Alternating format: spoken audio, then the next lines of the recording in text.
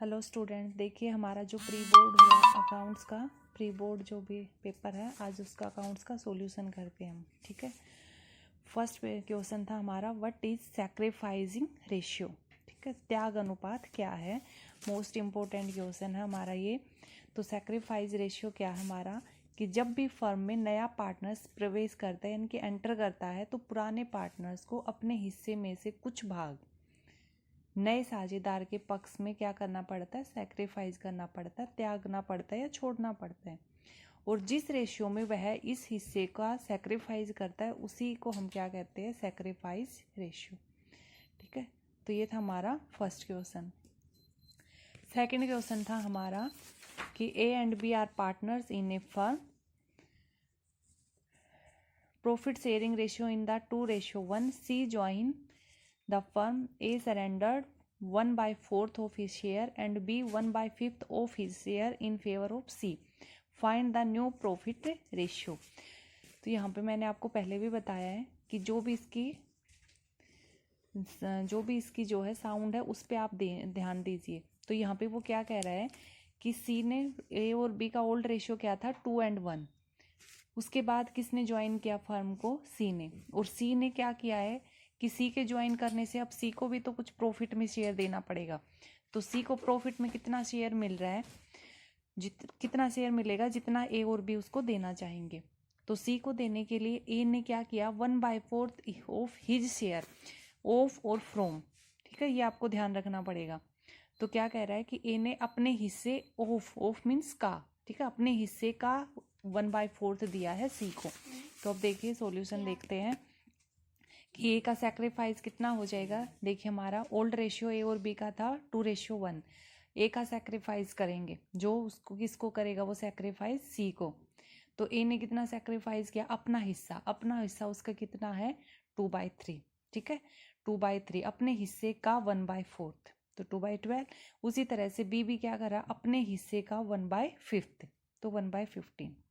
तो अब देखिए सी को ये ए से मिल गया और इतना हिस्सा बी से मिल गया। तो सी को टोटल कितना हिस्सा मिला है, 2/12 प्लस 1/15, तो कितना हो गया 14/60 उसको मिल गया। तो ये तो हमें सी का पता चल गया कि सी का रेशियो ये होगा। अब हमें पता लगाना है न्यू रेशियो। ठीक है, हमसे क्या पूछा गया क्वेश्चन में कि न्यू प्रॉफिट शेयरिंग रेशियो बताइए। तो ए का न्यू रेशियो अगर हम पता करेंगे तो न्यू रेशियो कैसे निकल देगा, ओल्ड रेशियो माइनस सैक्रिफाइस। कि एक तो उसका ओल्ड था, ओल्ड में से उसने जो सैक्रिफाइस कर दिया वो लेस कर दो, अब जो बच गया वो उसका न्यू रेशियो होगा। ठीक है, तो हमारा आंसर आ जाएगा 15:8 और 7। ठीक है, 15, 8 और 7 का रेशियो आ जाएगा। अब है नेक्स्ट थर्ड क्वेश्चन हमारा क्या था कि financial statement to be prepared by the NPO, non profit जो ऑर्गेनाइजेशन है उनके द्वारा कौन कौन से स्टेटमेंट्स तैयार की जाती हैं। तो ये हमारा कौन सा है, receipts payment account, income and expenditure account and balance sheet है। जो भी हम एनपीओ के चैप्टर में हमने अकाउंट्स तैयार करते हैं उन सबके आपको नाम लिखने हैं। उसी तरह से फोर्थ क्वेश्चन में वो क्या पूछ रहा है कि on the dissolution of a firm out of the proceed received from the sale of assets dash will be paid first. ठीक है, कि साझेदारी के समापन पर एसेट्स की विक्रय से जो राशि हमें मिलती है सबसे पहले क्या करेंगे, हम उसकी किसकी पेमेंट करेंगे। तो सबसे पहले हमारे जो थर्ड पार्टीज के लोन है, ये जो भारी दायित्व हैं, ठीक है, आउटसाइड जो लाइबिलिटीज हम उनको पे करेंगे। तो ये हो गया हमारा। फिफ्थ हमारा क्वेश्चन था कि difference between dissolution of partnership and dissolution of partnership firm. ये भी आपका इंपॉर्टेंट क्वेश्चन है आपका। पार्टनरशिप और पार्टनरशिप फर्म, इनमें डिफरेंस होता है। ठीक है, डिसोल्यूशन ऑफ पार्टनरशिप फर्म तो मतलब जो फर्म हमने बनाई थी वो पूरी ही खत्म, फर्म ही खत्म हो गई है। लेकिन डिसोल्यूशन ऑफ पार्टनरशिप का मतलब है कि पार्टनर्स के बीच में जो साझेदारी थी उसमें कुछ चेंज हुआ है। जैसे पहले कुछ और रेशियो में बांटते थे वो प्रॉफिट, अब कुछ और रेशियो में बांट रहे हैं। पहले 2 पार्टनर्स थे, अब 3 पार्टनर्स आ गए। तो इट मीन्स पार्टनरशिप, सिर्फ पार्टनरशिप चेंज हुई है, साझेदारी का फॉर्मेट चेंज हुआ, रूप बदला है, लेकिन पार्टनरशिप वैसे के वैसे ही चली जा रही है। ठीक है, तो ये आपका एक मेन डिफरेंस था। तो ये आपको कुछ डिफरेंस मैंने बता दिए, यहाँ पे आपको दिख रहे होंगे। ये थोड़े से 2-3 मेन डिफरेंस आपके, इसके अलावा भी आप और भी लिख सकते हो। नेक्स्ट क्वेश्चन हमारा क्वेश्चन नंबर 6 कि 2 एग्जाम्पल्स देने हैं आपको किसके, कैपिटल रिसिप्ट्स ऑफ एनपीओ। तो इसमें आप कोई भी 2 एग्जाम्पल दे सकते हो, जैसे लाइफ मेंबरशिप फीस है और स्पेशल डोनेशन, ये 2 हमारे मेन एग्जाम्पल हैं। ठीक है, कैपिटल रिसिप्ट्स आपको पता ही है, जो वन टाइम आपको रिसीव होती है। ठीक है, 7th हमारा क्वेश्चन था। तो 7th हमारे क्वेश्चन में देखिए क्या था।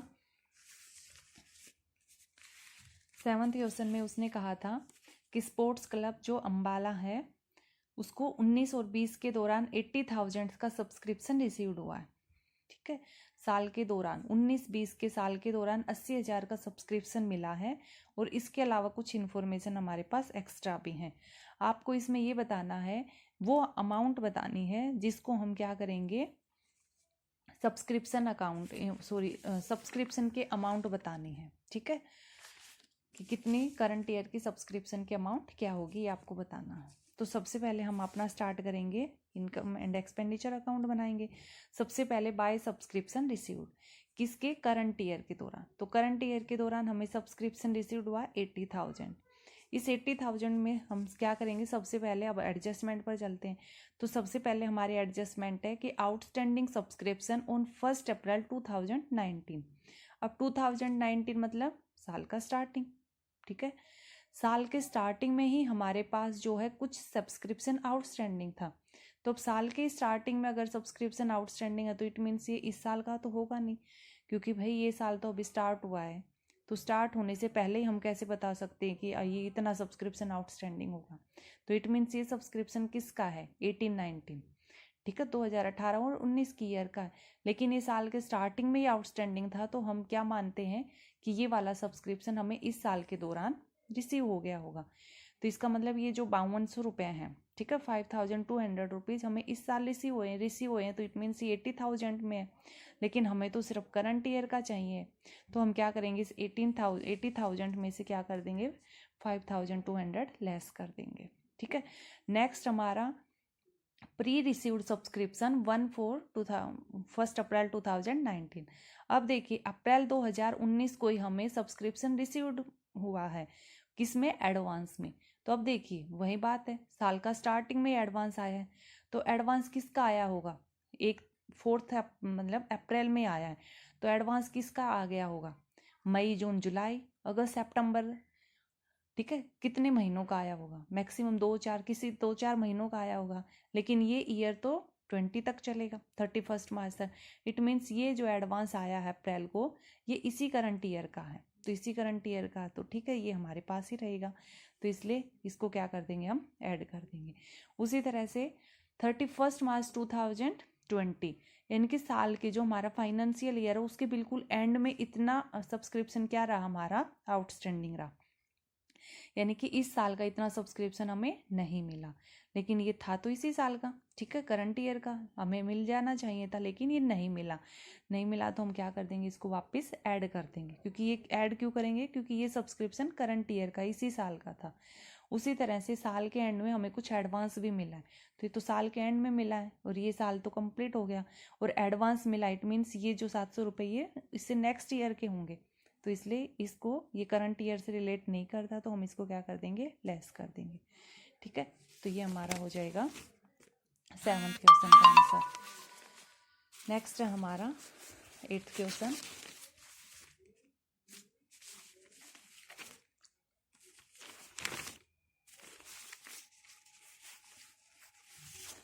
एट्थ क्वेश्चन में आपको सिंपल ड्राइंग का आपसे पूछा गया था। क्या कह रहा है वो, कि फर्स्ट हमारा क्या है कि हर महीने के एंड में 5,000 रुपये का ड्राइंग करता है, 12% एनुअल ईयर रेट है किसकी, इंटरेस्ट की।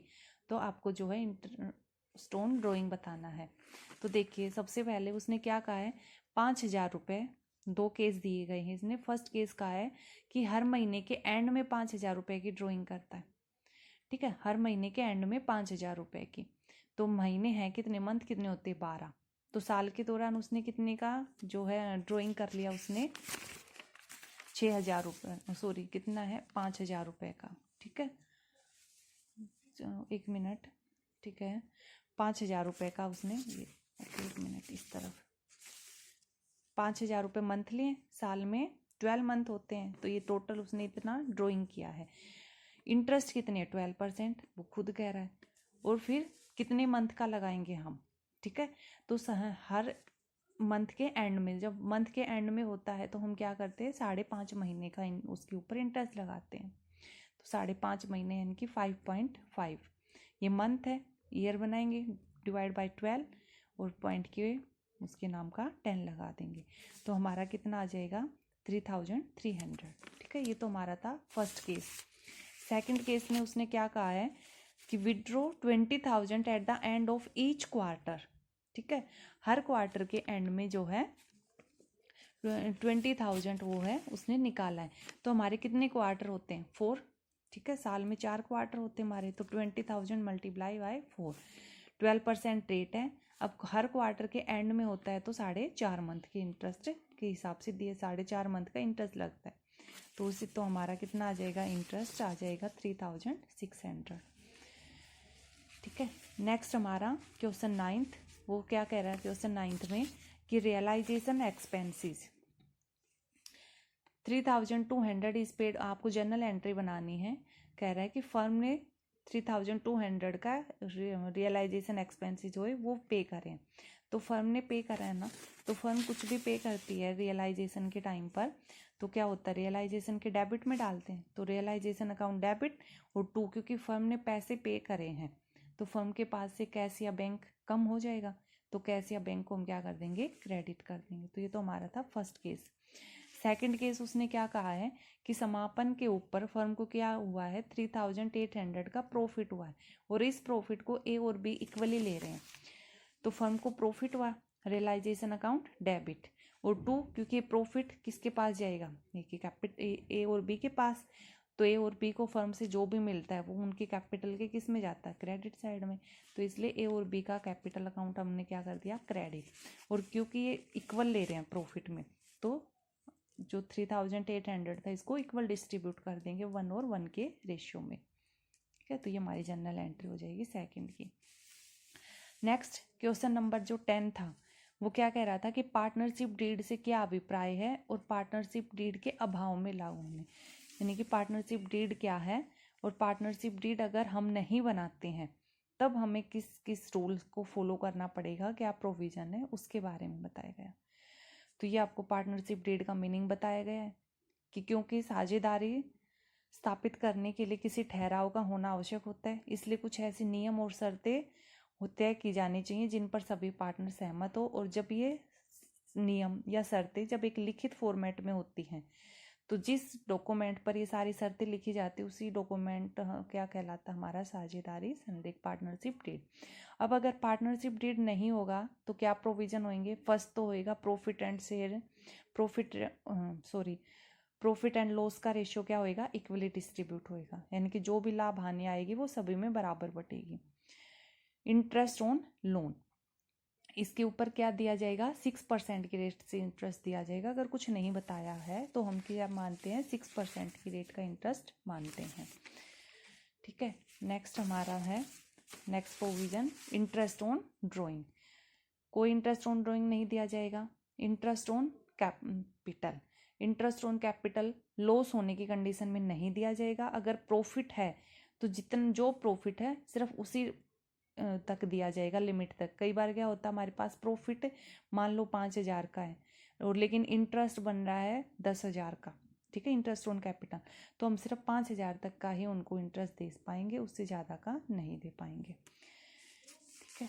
नेक्स्ट था हमारा ए और बी शेयरिंग प्रॉफिट रेशियो, उनका 3:2 है। उसके बाद क्या कह रहे हैं, सी की डेथ हो जाती है 30 जून 2017 को, और accounts are close on 31 March, हर साल 31 को अकाउंट्स क्लोज हो जाते हैं। Sale for the year ending 31 March 2017 amounted to ₹6 lakh, और तो 31 मार्च 2017 के साल के लिए हमारी सेल कितनी थी, 6 लाख। और अप्रैल 2017 से 30 जून 2017 तक कितनी सेल हुई है, 2,40,000, ठीक है, क्योंकि भाई वो तो 17 में डेथ हो गई थी। तो इन 3 महीनों के दौरान जो सेल हुई वो कितनी हुई है, 2,40,000 की। Profit for the year ending और इस साल का प्रॉफिट हमें कितना मिला, 30,000 का। आपको जो डिजीज पार्टनर है उसका करंट ईयर के प्रॉफिट में उसका हिस्सा बताना, जर्नल एंट्री बनानी है। तो फर्स्ट देखिए वो क्या कह रहा है, हमारा पार्टनर्स जो है 1 अप्रैल से 30 जून, जो हमारा करंट ईयर था, अप्रैल से मार्च 18 तक करंट ईयर चलता, लेकिन 18 आने से पहले ही 30 जून को ही उसकी डेथ हो गई। तो अब हम क्या देखेंगे कि ये जो सिर्फ 3 मंथ ही रहा हमारा पार्टनर्स, तो सिर्फ 3 मंथ्स ही रहा ना, तो 3 मंथ्स का ये देखेंगे कि 3 मंथ में फर्म ने कितना प्रॉफिट अर्न किया है, क्योंकि जो पार्टनर्स 3 मंथ ही हमारे पास रहा है सी, उसको तो सिर्फ 3 मंथ के प्रॉफिट का हिस्सा दिया जाएगा। बाकी के 30 जून के बाद का जो प्रॉफिट हुआ उसमें सी ने थोड़ी ना कुछ भी कंट्रीब्यूशन किया है, उसका कोई योगदान नहीं रहा, तो सिर्फ 3 महीने में जो प्रॉफिट हुआ है उसका हिस्सा दिया जाएगा। तो अब निकालेंगे क्या कैसे, क्योंकि हमें तो ओवरऑल प्रॉफिट पूरे साल का प्रॉफिट दे रखा है। तो लेकिन एक चीज़ आपने देखी होगी, हमें सेल अलग अलग दे रखी है, पूरे साल की भी सेल्स दे रखी है हमें और 3 मंथ्स की भी सेल्स दे रखी है। तो यहाँ से हम प्रॉफिट निकाल लेंगे कि अगर हमारी सेल्स 6 लाख है पूरे साल की, तो पूरे साल का प्रॉफिट कितना है, 30। अगर हमारी सेल्स 2,40,000 है कितने की, 3 मंथ्स की, तो 3 मंथ्स का प्रॉफिट भी निकाल लेंगे, कितना आ जाएगा, 12,000। ये 12,000 क्या है, 3 मंथ्स का प्रॉफिट। अब इस 3 मंथ्स में ये थोड़ी ना है कि सारा का सारा सी का होगा, सी का सिर्फ हिस्सा मिलेगा। इस 3 मंथ में ए बी सी तीनों का हिस्सा है, तो सी का हिस्सा कितना होगा, क्योंकि सी का रेशियो 1/6 था, तो इसलिए सी का रेशियो आ जाएगा 2,000। General entry P and L suspense account debit to C's capital account credit. ठीक है, नेक्स्ट चलते हैं। नेक्स्ट क्वेश्चन हमारा क्वेश्चन नंबर 12, जो कि हमारा क्या था, एक प्रैक्टिकल क्वेश्चन था। आपको एक्स वाई जेड का P and L profit and sharing ratio वो क्या कह रहा है, इक्वल डिस्ट्रीब्यूट कर रहा है, और उसके बाद आपको कुछ स्टेटमेंट्स दी गई हैं, उसके बेस पर आपको रिवैल्यूएशन अकाउंट तैयार करना है। तो सबसे पहले तो देखिए हमें, आपको पता है रिवैल्यूएशन तैयार करेंगे, सैक्रिफाइस गेनिंग रेशियो जो भी हमें निकालना पड़ेगा। ठीक है, तो हमें क्योंकि इसमें क्या हुआ है, सेवानिवृत्त हुआ है, ठीक है, पार्टनर्स से छोड़ के गया है, तो छोड़ के गया तो बाकी पार्टनर्स को गेन होगा, तो इसलिए एक्स वाई जेड का ओल्ड रेशियो 1:1 था, न्यू रेशियो क्योंकि जेड तो चला गया, और ये बताया नहीं गया है कि जेड जाने से जेड का हिस्सा एक्स और वाई किस तरह से लेंगे। तो जब कुछ नहीं बता रखा होता है तो हमारा न्यू रेशियो क्या रहता है, जो ओल्ड था वैसा ही, तो न्यू रेशियो भी 1:1, तो गेनिंग रेशियो भी हमारा कितना निकल के आएगा, 1:1। उसके बाद हम रिवैल्यूएशन तैयार कर लेंगे। उसने बताया है कि कुछ हमें क्या बनाना पड़ेगा, प्रोविजन तैयार करना पड़ेगा, किसके ऊपर, डेटर्स पर, कितना, 5%। तो हमारे डेटर्स थे कितने, 2 लाख के, इसके ऊपर हमें 5% का प्रोविजन तैयार करना पड़ेगा। इट मीन्स 10,000 ऐसे डेटर्स हैं जिनके ऊपर पैसा डूबने के चांसेस हैं, तो हमें लॉस हो रहा है। 2 लाख, जो एक बार हम सोच रहे थे कि 2 लाख के डेटर्स मिलेंगे हमें, लेकिन हो सकता है इनमें से इतने के लिए ना भी हो पाए, तो ये लॉस रिवैल्यूएशन के डेबिट में। दूसरी तरफ हमें क्या चेंजेस देखने को मिल रहे हैं कि स्टॉक में 10% की इंक्रीजमेंट हो रही है और बिल्डिंग भी 20% से इंक्रीज हो रही है, दोनों में हमें क्या हो रहा है, बेनिफिट हो रहा है, तो क्रेडिट साइड में आ जाएंगे, by stock and by building. ठीक है, बस और कुछ भी चेंजेस नहीं है, इतना छोटा सा हमारा रिवैल्यूएशन था। तो इस तरह से हमारा 80,000 का क्या आ जाएगा, प्रॉफिट आ जाएगा, और तीनों में इक्वली डिस्ट्रीब्यूट हो जाएगा। यहाँ पे आपका थोड़ा पॉइंट में आएगा, पॉइंट से बचने के लिए क्या किया मैंने, इन दोनों का थोड़ा सा बढ़ा दिया, हालांकि आप लोग पॉइंट में ही लिखना क्योंकि इक्वल डिस्ट्रीब्यूशन है। ठीक है, उसके बाद हमें एक थोड़ा सा क्या निकालना, गुडविल का करना है। तो गुडविल का इसने कहा है कि 4 ईयर के एवरेज प्रॉफिट पर, तो हम 4 ईयर का एवरेज निकाल लेंगे, जिसमें 3rd ईयर में लॉस हुआ है तो उसको माइनस कर देंगे, ये हमारा एवरेज। और गुडविल कैसे निकलेगा, average profit multiply by number of year purchase, 2 साल के करे पर मानता है वो, तो ये हमारी गुडविल आ जाएगी 20,000 की। उसके बाद नेक्स्ट हमारा गुडविल में क्या निकल के आएगी, हमारी गुडविल। उसके बाद गुडविल का डिस्ट्रीब्यूशन हो जाएगा, तो वो जो फर्म की गुडविल निकल के आई थी उसमें जेड का हिस्सा निकालेंगे, क्योंकि जेड छोड़ के जा रहा है ना, तो जेड का हिस्सा 1/3 ये गुडविल आ जाएगी, जो कि किस में चली जाएगी, एक्स और वाई के गेनिंग रेशियो में। उसके बाद हमारा पार्टनर्स कैपिटल अकाउंट तैयार हो जाएगा, तो partners capital account balance BD already general ledger हमारा जब बुक्स क्वेश्चन में दिखाया जाता है तो हम क्या करते हैं, जनरल लेजर को राइट ऑफ करते हैं। ठीक है, तो ये जनरल लेजर था, क्या जाएगा, ओल्ड पार्टनर्स के ओल्ड रेशियो में डिस्ट्रीब्यूट हो जाएगा। ठीक है, तो इसलिए हमने जनरल लेजर को तीनों पार्टनर्स में इक्वल डिस्ट्रीब्यूट कर दिया। ये हमारा रिवैल्यूएशन का प्रॉफिट था, ये हमारा गुडविल था।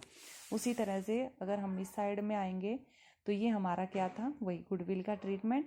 उसके बाद ये गुडविल कौन सी आई है, ये वाली गुडविल, ठीक है, जो ऑलरेडी बुक्स में दिखाई गई थी। तो इसको भी हम राइट ऑफ करते हैं, जैसे जनरल लेजर को किया जाता है वैसे ही इसको भी कराएंगे हम राइट ऑफ। उसके बाद ये हमारा जेड का लोन आ जाएगा।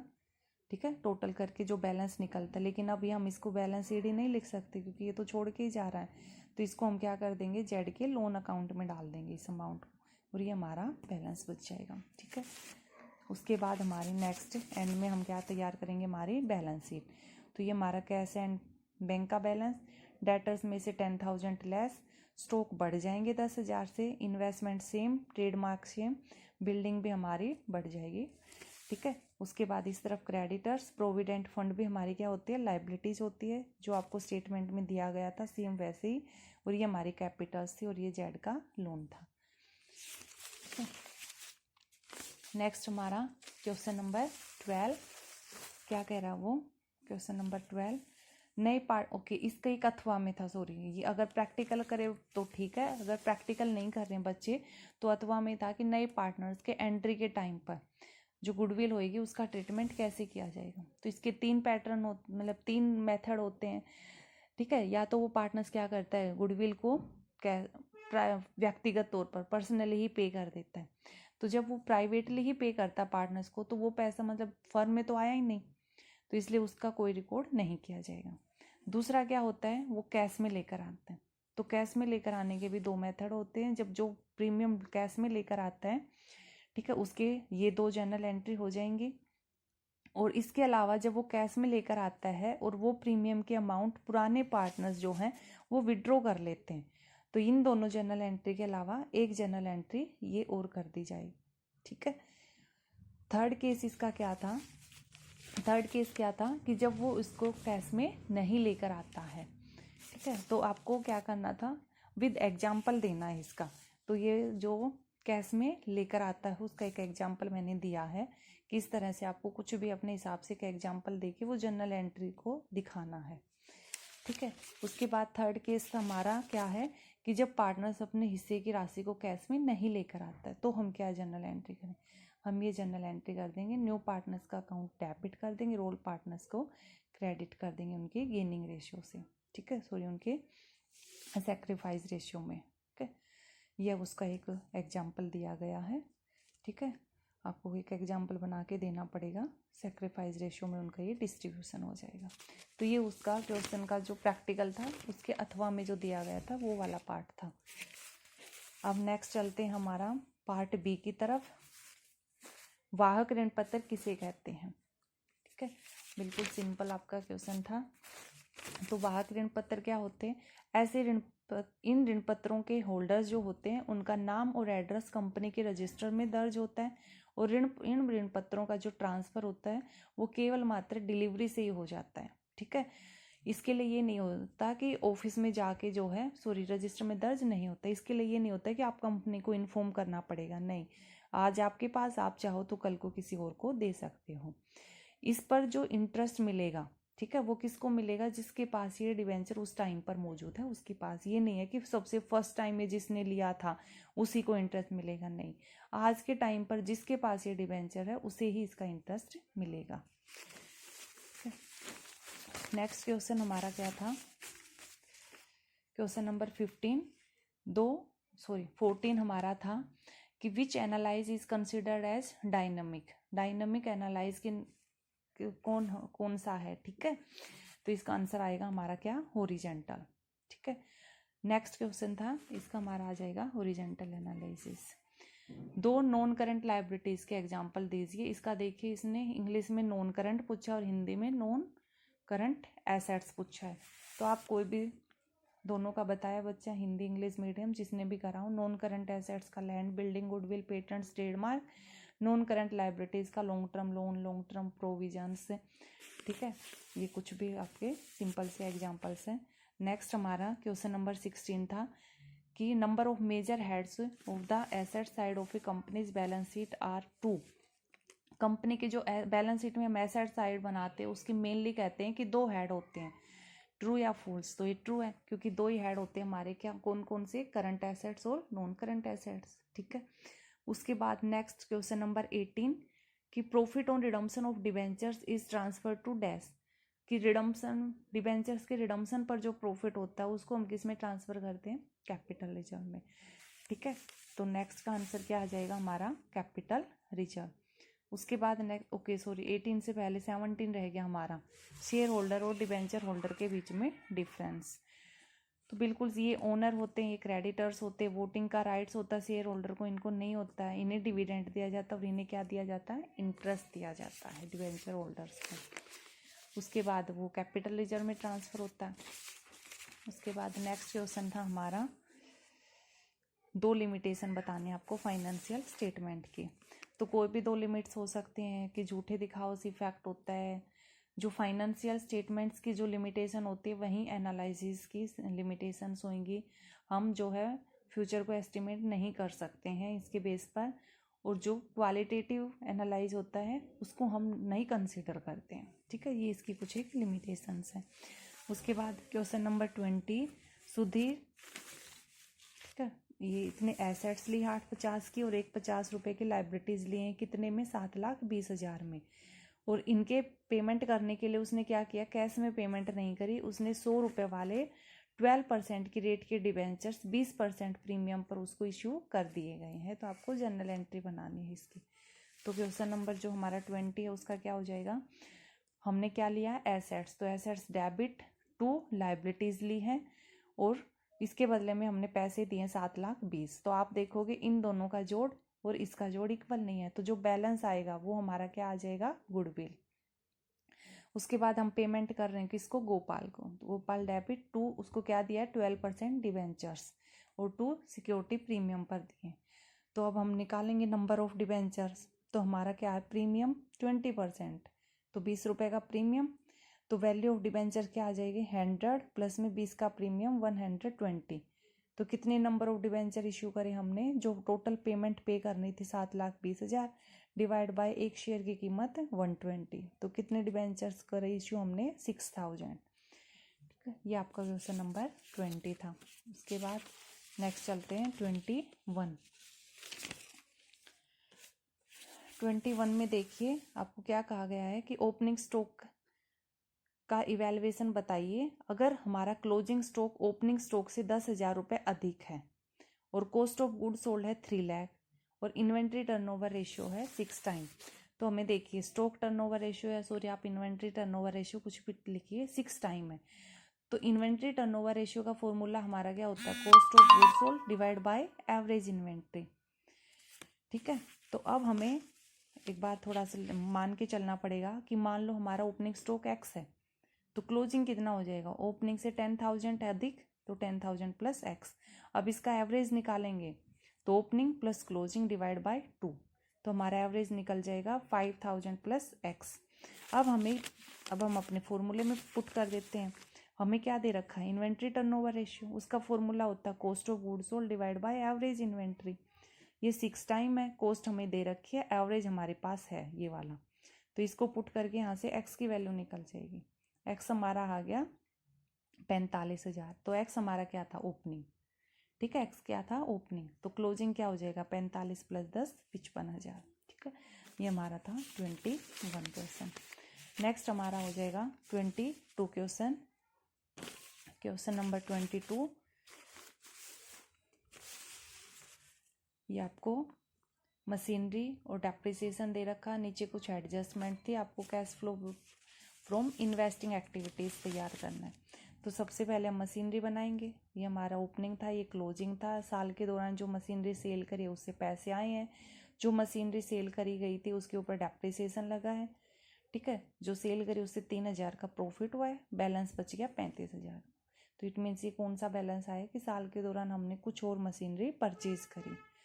डेप्रिसिएशन आ जाएगा, बैलेंस BD CD। ठीक है, डेप्रिसिएशन का अकाउंट ये कौन सा है, जो मशीनरी बेची उसका डेप्रिसिएशन बैलेंस निकल के आ जाएगा। ठीक है, 25,000, यानी कि करंट ईयर के दौरान टोटल डेप्रिसिएशन जो प्रॉफिट एंड लॉस से चार्ज हुआ वो कितना हुआ है, 25,000 का। कैश फ्लो स्टेटमेंट बनाएंगे, हमारे किससे स्टार्ट होते हैं, नेट प्रॉफिट से। प्रॉफिट हमारे पास कुछ है नहीं, कुछ होता तो उसमें आगे के एडजस्टमेंट ऐड कर देंगे, डेप्रिसिएशन। ठीक है, जो साल का 25,000 का P&L से चार्ज हुआ वापस ऐड कर देंगे। ठीक है, प्रॉफिट जो हमें मशीनरी को सेल करने पर हुआ था 3,000, उस प्रॉफिट को वापस लेस कर देंगे। ठीक है, तो अब ये हमारा कैश फ्लो फ्रॉम ऑपरेटिंग है। मेन हमारा cash flow from investing activities निकालनी है हमें। तो next cash flow from investing activities, तो इसमें आ जाएगा फर्स्ट सेल ऑफ मशीनरी। 13,000 की हमने सेल करी थी, तो उससे हमारे पास पैसे आएंगे, पॉजिटिव बैलेंस। साल के दौरान हमने मशीनरी परचेज भी करी, मतलब हमारे पास से कैश चला गया, तो नेगेटिव बैलेंस। तो हमारा कैश फ्लो नहीं होगा, कैश यूज्ड होएगा, क्योंकि नेगेटिव बैलेंस आएगा 22,000 का। ठीक है, ये हमारा हो गया। अब नेक्स्ट आपका 23rd एग्जाम, 23rd क्वेश्चन, ये आपको थोड़ा सा ध्यान से देखना पड़ेगा। ठीक है, 23rd में उसने क्या कहा है कि एक्स लिमिटेड ने 500 शेयर्स जब्त करे हैं, जो कि कब इश्यू करे गए थे, 10 रुपए का ईच शेयर था। ठीक है, और ये किसको इश्यू करे गए थे, मिस्टर विमल को। और उसने क्या किया, एप्लीकेशन और अलॉटमेंट के जो 6 रुपए थे वो तो हमें क्या आ गए हैं, रिसीव हो गए हैं। Okay, 5,010 rupees each on which mister Vimal has paid application and allotment 6 पर शेयर। जो 6 रुपए तो दे चुका है, out of these 400 share were receive, और इस 500 में से 400 शेयर को हमने री इश्यू कर दिया गया है, किसके ऊपर, 9 रुपीज पर शेयर के हिसाब से, फुली पेड अप मानते हुए। ठीक है, तो सबसे पहले तो हम इनको फोर फीचर करने की एंट्री करेंगे, जब्त करने की। तो हमारी जब्त करने की एंट्री क्या होती है, शेयर कैपिटल अकाउंट डेबिट। जब्त कितने करे हैं, 500 शेयर्स जब्त करे हैं। ठीक है, 500, और कितने का था, 10 रुपए का शेयर था, तो share capital 500 multiply by 10 rupees. 2 share, अब हम क्या करते हैं, क्रेडिट करते जो नहीं आए उसके अमाउंट। तो किसकी नहीं आई, क्योंकि ये देखिए ये कह रहा है application and allotment money of 6 पर शेयर। ठीक है, हैज पेड, यानी कि 6 रुपए एप्लीकेशन अलॉटमेंट के तो ये पेड कर चुका है। ठीक है, तो इसका मतलब एप्लीकेशन अलॉटमेंट तो आ गई, तो फिर क्या रह गया, कॉल्स रह गई, तो it means first and final calls. ठीक है, 500, अब 6 रुपए आ गया, 10 का टोटल था, 6 उसने दे दिया एप्लीकेशन अलॉटमेंट पर, तो इसका मतलब कॉल्स कितने की बच गई, 4 रुपए की, जो कि हमें नहीं मिली। तो मिला क्या है, हमें जो मिला उसी को तो जब्त कर पाएंगे। तो 2 शेयर 4 फीचर अकाउंट, तो 500 के शेयर्स के ऊपर 6 रुपए मिले हैं, उसको हमने जब्त कर लिया। अब इनको री इशू करा है, लेकिन री इशू कितनों को करा है, सिर्फ 400। जब्त 500 करें, लेकिन री इशू सिर्फ 400 शेयर्स करें। तो री इशू की एंट्री बैंक अकाउंट डेबिट, और री इशू कितने में करा है, 9 रुपीज़ में। लेकिन इसको मानना क्या है, फुली पेड अप, यानी कि 10 वाले शेयर को हमने 9 रुपए में री इशू करा है, तो पैसे तो सिर्फ 9 रुपीज़ आएंगे। वो जो 1 रुपए का है वो हमने क्या किया है, डिस्काउंट दे दिया है, 10 वाला शेयर 9 रुपए में दे रहे हैं।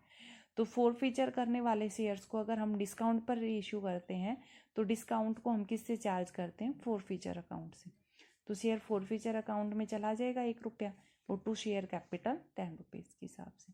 अब हमें पता है जिनको री इशू कर देते हैं उन शेयर्स का फोर फीचर के अमाउंट को किस में ट्रांसफर करना पड़ता है, कैपिटल रिजर्व में। तो share forfeiture account debit to capital reserve. अब मेनली तो हम क्या करते थे, ये फोर फीचर था क्रेडिट, इसमें से यहाँ पर इतना यूज हो गया, इसमें से ये लेस करके बाकी का कैपिटल में। लेकिन यहाँ पे आपको एक बात देखनी पड़ेगी कि ये जो फोर फीचर है 3,000 का, ये फोर फीचर हमारा किसका है, 500 शेयर्स का। लेकिन हमने री इशू सिर्फ कितने करे हैं, 400 शेयर्स।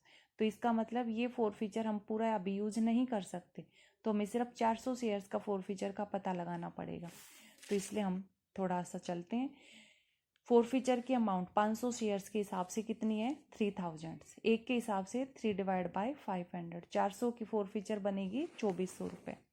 अब 2400 में से क्या हुआ, 400 रुपये तो हमने यूज कर चुकी है, डिस्काउंट दे दिया, तो वो डिस्काउंट हमने यहाँ से चार्ज कर लिया। तो 2400 रुपये में से 400 डिस्काउंट में चार्ज हो गया, तो बच गया कितना, 2000। उस 2000 को हमने कैपिटल रिजर्व में ट्रांसफ़र कर दिया।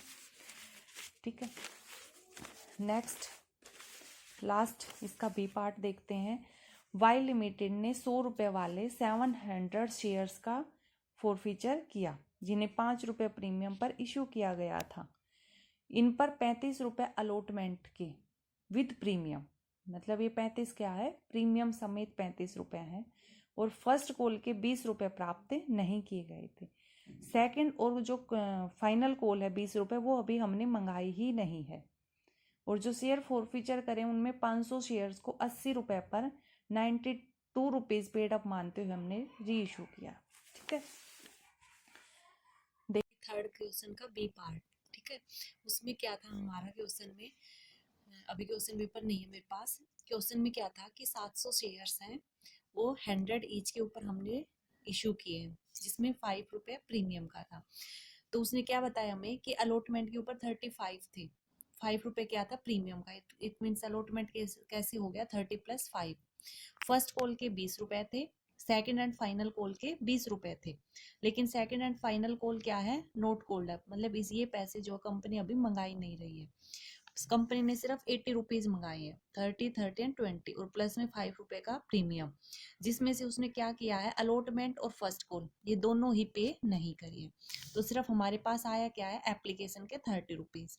ये 30 हमने कैसे निकाले, हमारे पास ये सब कुछ अमाउंट थी 30, 20 एंड 20, लेकिन हमें पता है शेयर कितने का है, 100 का।